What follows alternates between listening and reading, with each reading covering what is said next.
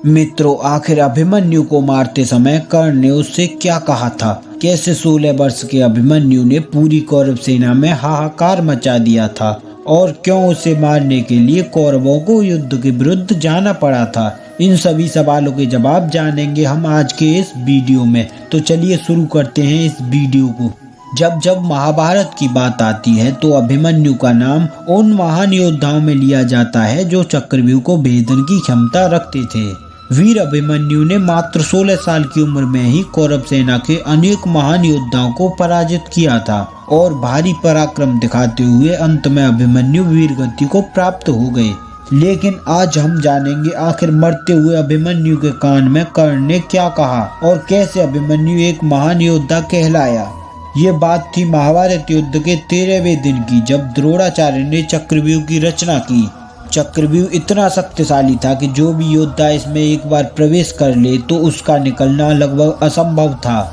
इस चक्रव्यूह को बनाने में कौरवों का यह षड्यंत्र था कि एक बार अर्जुन इसमें फंसकर मारा जाए तो कौरवों की जीत निश्चित है। लेकिन इस चक्रव्यूह में अर्जुन तो नहीं फंसे, परंतु इसे भेदने पहुंचे खुद अर्जुन पुत्र अभिमन्यु। भगवान शिव से मिले एक खास वरदान की शक्ति से जयद्रथ ने चारों पांडवों को चक्रव्यूह में घुसने ही नहीं दिया। तब उस चक्रव्यूह में अकेले अभिमन्यु ने प्रवेश किया। जैसा कि हम सब जानते हैं कि अभिमन्यु ने सुभद्रा के गर्भ में ही चक्रव्यूह के अंदर प्रवेश करना सीख लिया था और इसी का फायदा उठाकर वे चक्रव्यूह में प्रवेश कर गए। उन्होंने गुरु द्रोण से लेकर कृपाचार्य, कृतवर्मा, कर्ण और दुर्योधन आदि सभी महारथियों को परास्त किया था। चक्रव्यूह में घुसते ही वीर अभिमन्यु ने पूरी कौरव सेना में हाहाकार मचा दिया था। कोई भी योद्धा अभिमन्यु के सामने ज्यादा समय तक नहीं टिक पाया था।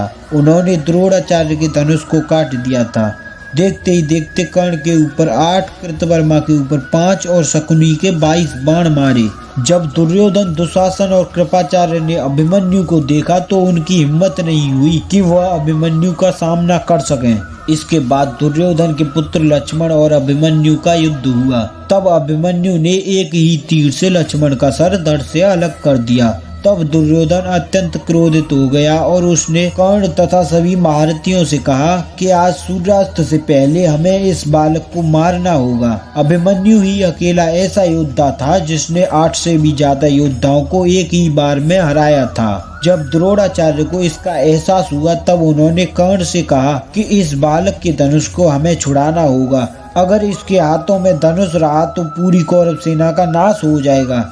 इसलिए मौका पाकर कर्ण ने उसका धनुष काट दिया। अश्वत्थामा ने उसके रथ के टुकड़े कर दिए। फिर क्या, 16 साल के बालक के ऊपर 8 से अधिक महारथियों ने हमला किया। फिर भी अभिमन्यु सबको परास्त करते जा रहे थे। उसके बाद सभी महारथियों ने एक एक कर अभिमन्यु के ऊपर कई सारे बाण छोड़े। इस वजह से अभिमन्यु लहूलुहान हो गए, लेकिन फिर भी उन्होंने रथ का पहिया निकालकर युद्ध जारी रखा।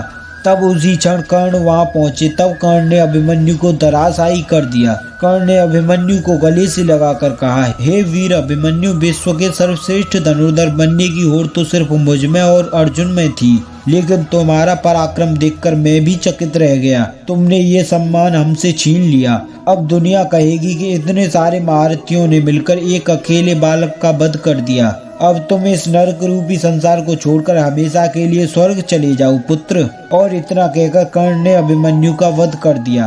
तो इस प्रकार कर्ण ने अभिमन्यु को अर्जुन और स्वयं से श्रेष्ठ धनुर्धर माना था। आपको हमारा वीडियो पसंद आया हो तो वीडियो को लाइक करें और ऐसे ही रोचक तथा ज्ञानवर्धक वीडियोस के लिए हमारे चैनल नवीन आस्तिक टेल्स को सब्सक्राइब करें और कमेंट में जय श्री कृष्ण लिखना न भूलें।